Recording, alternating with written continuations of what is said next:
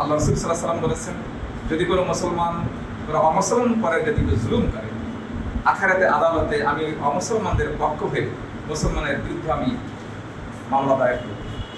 জেলা সেক্রেটারি হিন্দু সম্প্রদায় বা অমুসলিম যেটা আছেন যে সেটা মুসলমানদের কাছে আমার। আল্লাহ রাসূল সাল্লাল্লাহু আলাইহি ওয়াসাল্লাম বলেছেন, যদি কোনো মুসলমান কোনো অমুসলমান পরে যদি জুলুম করে, আখিরাতে আদালতে আমি অমুসলমানদের পক্ষ হয়ে মুসলমানের বিরুদ্ধে আমি মামলা দায়ের করব। সম্মানিত উপস্থিতি, আমরা আজকে আমাদের এই সমাবেশ আনুষ্ঠানিকভাবে শুরু করছি।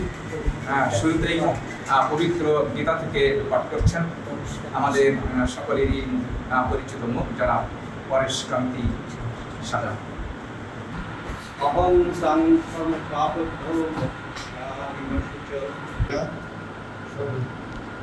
আমি দীর্ঘদিন ধরে জামাতের সঙ্গে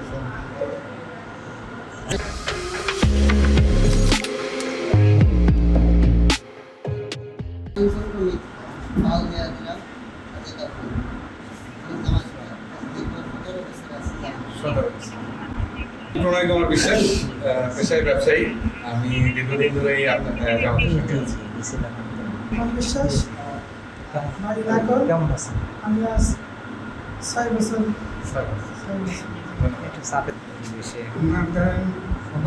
আমার ভালো সম্পর্ক ব্যবহার ভালো।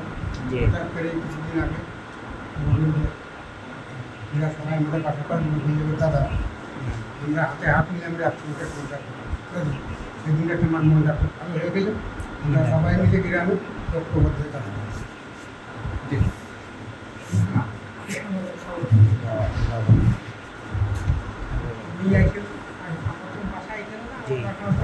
আর এই মুহূর্তে আর কি সমস্যা সংকট? বাড়ি বাইরে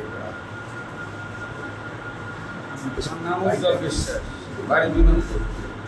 আমি জামাতুল ইসলামের সঙ্গে 20 বছর জড়িত আছি। আমি বিলাসপুর, আমি অনেকদিন ধরে জামাত ইসলামের সাথে কর্মী হিসেবে আছে। ধন্যবাদ। সাহা, বাড়ি বিনোদপুর। আমি দীর্ঘদিন যাবৎ এই ভক্ত সংগঠনের সঙ্গে জড়িত আছি। আমি থেকে জড়িত আছি। কতদিন থেকে আছেন? প্রায় 3-4 বছর। 3-4 বছর। ধন্যবাদ। জি। আমি বকুল চন্দ্রবর্ধন, শালিকা আটলা বাঁকুড়া, 20 বছর প্লাস আমি পরেশ কান্তি সাহা, একজন বীর মুক্তিযোদ্ধা, কবি এবং গবেষক। আমি মানুষের কাজ করি সরাসরি। আমি এ পর্যন্ত আমি এই জামায়াত ইসলামের সঙ্গে সংশ্লিষ্ট হইনি। সত্যিকার অর্থে আজই প্রথম, কিন্তু মানুষের কাজ করি আমি। এই ধন্যবাদ অনুষ্ঠানে আসতে পেরে। ধন্যবাদ। জি।